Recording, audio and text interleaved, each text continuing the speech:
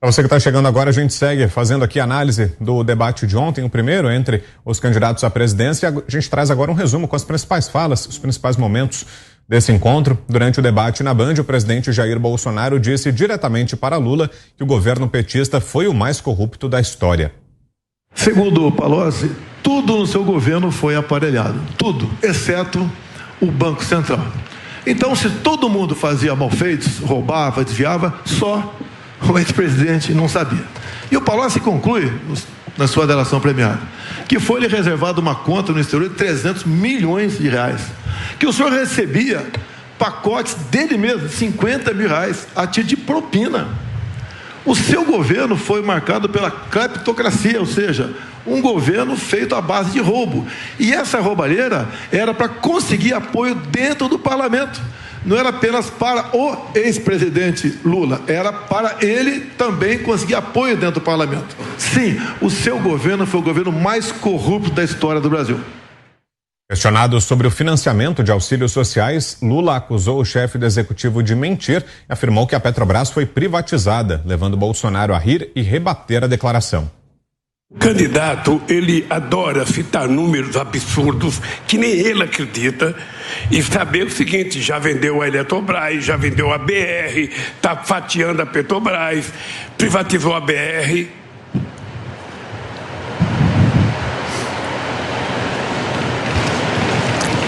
Candidato Bolsonaro, o senhor tem 1h30 para sua réplica. Olha, o PT foi contra o R$400 lá atrás, votou sim para de mentir. Está no teu DNA, mentir e inventar números. Está preocupado com votos, apenas votos, mas nada além disso. Mentindo sobre números. Lembra quando eu dizia que tinha 25 milhões de crianças abandonadas no Brasil? E falou isso rindo lá fora do Brasil? Ou seja, nós temos ao nosso lado a verdade e a responsabilidade. Nunca tivemos tanto dinheiro de fora do Brasil investido aqui, inclusive em torno de 20% do nosso PIB. É um governo que está dando certo, a economia está bombando e o Brasil está sendo um exemplo para o mundo nessa área. Ciro Gomes também protagonizou uma troca de farpas com Lula. O candidato do PDT disse que Lula ilude as pessoas por suas narrativas e que o atual chefe do executivo foi um protesto contra o petista. O Lula é esse encantador de serpente, né? Assim, vai na emoção das pessoas, cativo. Nós temos uma relação bastante antiga e ele quer sempre trazer a coisa para o lado pessoal. Não é pessoal. Eu atribuo ao Lula a contradição econômica do Lula, a contradição moral do Lula e do PT, o Bolsonaro.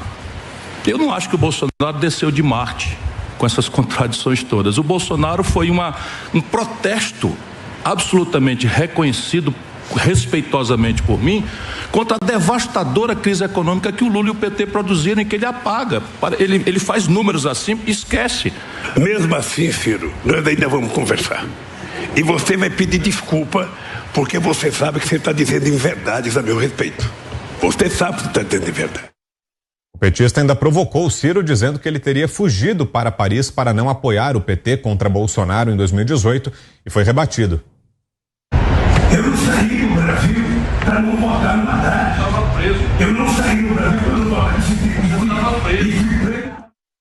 Depois, Lula se juntou a Simone Tebet, que integrou a CPI da Covid-19 para atacar Bolsonaro sobre a pandemia, perguntando se houve suposta corrupção, insensibilidade e outras questões. Para o petista, o presidente relembrou de sua fala sobre a pandemia e para a senadora, o chefe do executivo pediu a comprovação da corrupção, dizendo ser alvo de fake news. O que se explica para a sociedade um presidente brincar com uma doença que matou 682 mil pessoas e ele não foi capaz de derramar uma única lágrima por uma das pessoas que morreram? A senhora que participou ativamente. Esse tema é um tema muito difícil para eu falar até hoje, candidato Lula, porque eu entrei na CPI comovida com a dor de famílias e saí totalmente indignada. Sim, pela insensibilidade do atual presidente da República. Do Lula, ainda bem que a natureza criou esse monstro do coronavírus. Que moral tu tem para falar de mim, o ex-presidiário? Tá, nenhuma moral. Sigilo de 100 anos, uma lei lá do tempo da Dilma. Para as questões pessoais, meu cartão de vacina ou quem me visita no Alvorada. Nada mais além disso. Orçamento secreto, eu vetei. O parlamento derrubou o veto. É lei. O seu partido, Lula, votou para derrubar o veto no tocante ao orçamento secreto. Não tenho nada a ver com isso. E dizer a vocês também, a vacina corromper, tentou, tá de brincadeira, nobre senadora. Tentou corromper, cadê a corrupção? Cadê o contrato assinado? Cadê a nota? Não tem nada. Só fake news e mentira a meu respeito. Então, para você, alguns dos destaques desse debate de ontem. Ana Paula Henkel, que achou, Ana? Olha, saiu a levantadora Renata Vasconcelos e entrou a Simone Tebet ontem, né? A dobradinha ali, mas a diferença é que, diferentemente do Jornal Nacional, né, no Chá das 5, ontem havia algumas perguntas incômodas, comentários incômodos também por parte do presidente Bolsonaro, também do Ciro. E aí o Lula não ficou totalmente à vontade para falar as falácias, espalhar as mentiras, né? Eu quero puxar do ponto que o Mota deixou a bola, que ele deixou quicando aí sobre ele, o Lula dizendo que foi inocentado no Brasil, inocentado na ONU, e nenhuma agência de checagem na mesma hora disse isso não é verdade. Ele é considerado aí um descondenado, né, entre aspas, mas ele não foi inocentado, ele continua e vai continuar sendo um ex-presidiário que foi condenado em 3 instâncias, que foi condenado por desembargadores do TRF4 de Porto Alegre, indicados pelas administrações petistas que escreveram no processo a provas sobradas e, além disso, aumentaram a pena que veio da primeira instância do então juiz Sérgio Moro de 8 anos e alguma coisa para 12 anos e alguma coisa. Então, isso parece que sumiu, né? Se dissipou aí nas manchetes dos jornais. Ele não foi inocentado. O presidente falou muito bem, né, do tal orçamento secreto, que de secreto não tem nada, que foi colocado aí, disponibilizado para a população brasileira no portal da transparência, e foi muito bom ele ter falado que ele vetou e o Congresso derrubou o veto dele. Agora, sobre as mulheres, né, a Tebet e a Soraya, platitudes, uma retórica ali boba de querer jogar algumas frases de efeito para tentar viralizar nas redes sociais, mas uma vergonha, né, para as mulheres. A Simone Tebet aí, que no consórcio aí hoje as manchetes davam que ela teria vencido o debate, mas o presidente colocou os pingos nos is, mostrou que ela foi leniente com as investigações importantes naquela CPI do circo e não mostrou que realmente defende as mulheres como ela fala. E para finalizar, Vitor, impressionante que não sei quantos jornalistas estavam ali, nenhum jornalista, nem outros candidatos fizeram perguntas pertinentes que a população brasileira quer saber sobre os desmandos do STF, as inconstitucionalidades do ministro Alexandre de Moraes e a baita insegurança jurídica que estamos vivendo. Ninguém fez esse tipo de pergunta e hoje nós sabemos muito bem que a insegurança jurídica que nós vivemos hoje é o maior problema do Brasil. Você, Augusto? Eu concordo com a Ana Paula. Grande ausente do debate de ontem foi o Supremo. Ou o Supremo em geral e especificamente o Alexandre de Moraes. E o Senado também deveria ter sido citado com o presidente do Senado. O Lula é o seguinte, olha, ele não participa de debates, se eu tiver errado o Zé está aqui para me corrigir, desde 2006. Você fica fora de forma, você tem de debater. Você não adianta nada pra você ficar conversando com gente de site alugado. É o caso do Ciro, tá acostumado. Amigos, não adianta. Você tem de enfrentar o que aparece no debate, a divergência. Mas ele acreditou que todo mundo ia se concentrar nas críticas ao Bolsonaro. Não foi assim. Ele fica visivelmente incomodado, né, surpreso, quando o Ciro responde àquela conversa adulatória dele. Não, o coração do Ciro é maior do que não sei o quê. ele responde com firmeza. O Ciro mantém o que diz e depois lembrou que o Lula não poderia ter ido a Paris justamente porque estava preso. Pegou pesado.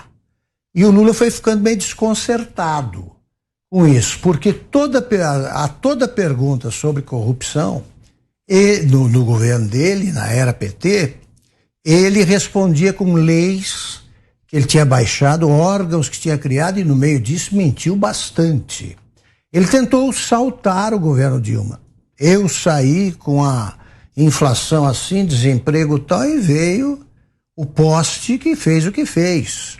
O Lula, como já dissemos aqui várias vezes, ele foi beneficiado por um período de bonança mundial na economia que não tinha precedentes e não se repetirá, muito difícil. E aí é o seguinte, todo mundo diz, né, bom, o PT está apostando no jovem porque o jovem nem tinha nascido quando houve o escândalo do Mensalão. Eu tenho um irmão que foi 2 vezes prefeito. 10 anos depois dele ter concluído o 2º mandato, eu falei, você não tem vontade de voltar? A Tato Nunes. Ele disse assim, não, porque nesses 10 anos, 2 gerações de eleitores jovens vão se inscrever e não me conhecem. Não me conhecem. Não sabem quem eu sou.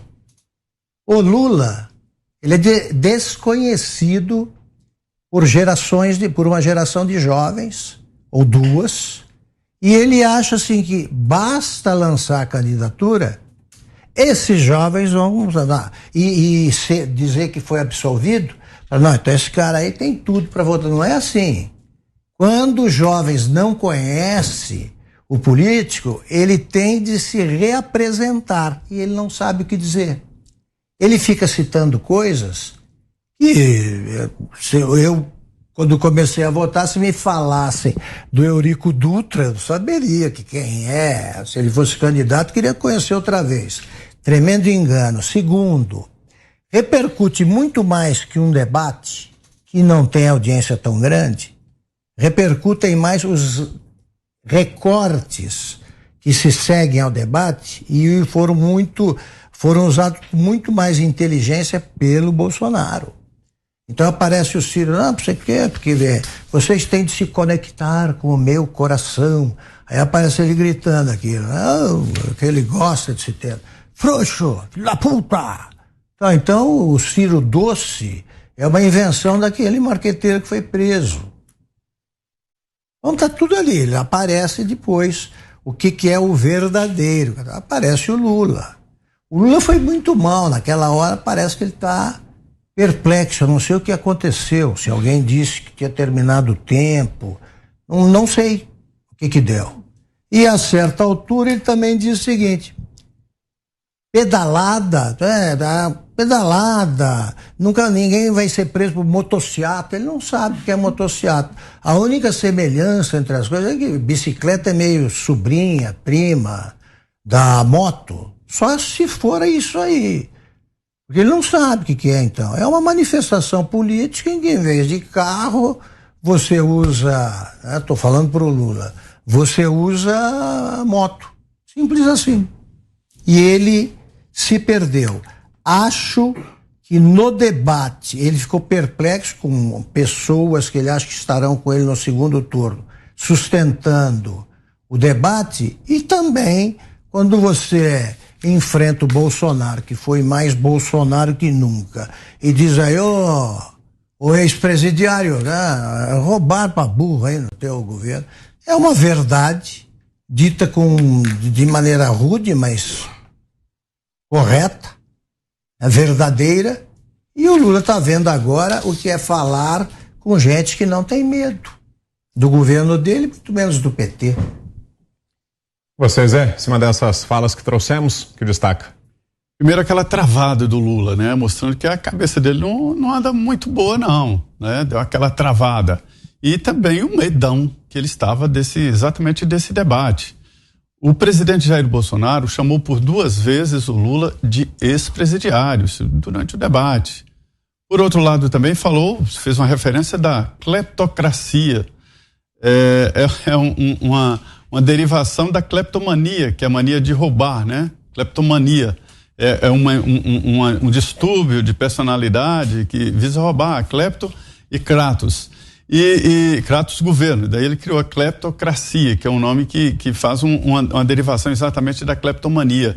E eu acho muito interessante também que todos os coadjuvantes viraram os principais no debate exatamente pelo formato. Não se pode colocar da mesma forma um candidato que não está de uma maneira tão firme na disputa, não há polarização, com os dois polarizados. E daí dá esse efeito, da impressão de que os outros que são coadjuvantes seriam os principais. O presidente Jair Bolsonaro, Augusto, ao contrário do que você falou sobre Lula, se mostra Jair Bolsonaro, verdadeiro, não um pacote embrulhado por estrategistas e por pessoas especializadas em vender um pão de queijo ou vender um sabonete ou qualquer produto de supermercado. Isto é qualidade, isto é honestidade, quando se apresenta, olha, eu sou assim, sou eu, né? E aí o povo vai decidir. E ficou muito claro, é inevitável a comparação de governos. São dois candidatos que já exerceram a presidência da República, cada um do seu modo. Presidente, 4 anos, Jair Bolsonaro, né? Completando 4 anos, e Lula, 8 anos dele, mais os da Dilma que ele quer esconder. Mas também é uma origem do PT. Então, volto a dizer que os debates são importantíssimos, né? Agora, essa palavra do Ciro aí, você estava preso, é uma nova versão daquela do irmão dele, né? Lula tá preso, babaca, lembra? É uma versão nova que o Ciro coloca diante do Lula. Tu estava preso. Você, Schelp, em cima dessas declarações que trouxemos, desses principais embates entre os candidatos, que nos diz, Schelp?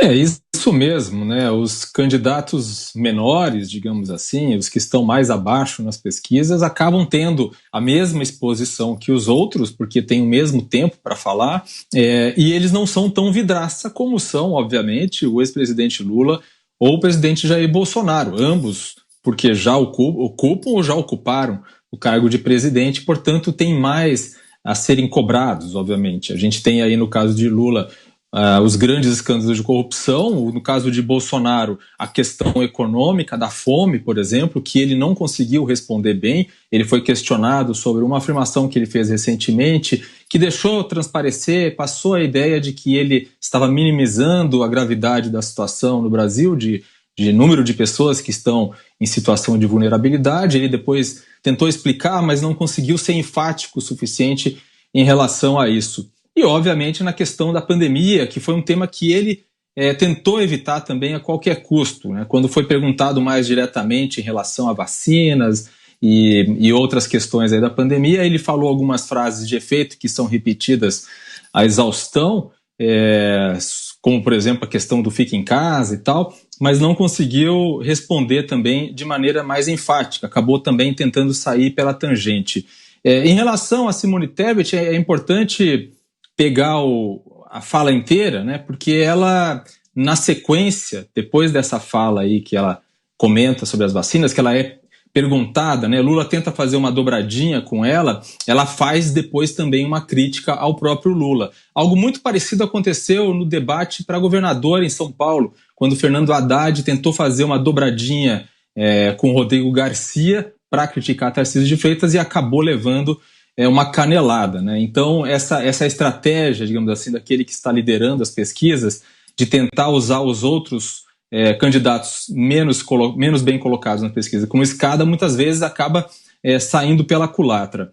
Em relação a Simone Tebet também, só para esclarecer, ela teve a frase tirada de contexto e divulgada de maneira incompleta. Ela diz sobre a questão da investigação dos estados que não poderiam ser investigados, mas que no regimento do Senado havia essa limitação sobre investigar coisas que eram de competência do Estado. Era cacuete de professora de direito, que ela estava tentando explicar uma questão técnica, e isso foi apresentado como se fosse uma opinião dela de que esses assuntos não deveriam ser investigados. E ela explicou também na sabatina do Jovem Pan, que ela não estava na sala no dia em que uma médica foi contestada de maneira desrespeitosa pelos senadores, e que ela ligou para a senadora Leila Barros, e a Leila Barros é que fez então a interpelação e fez a reclamação ali na hora, porque ela é que estava presente no momento. Então isso foi explicado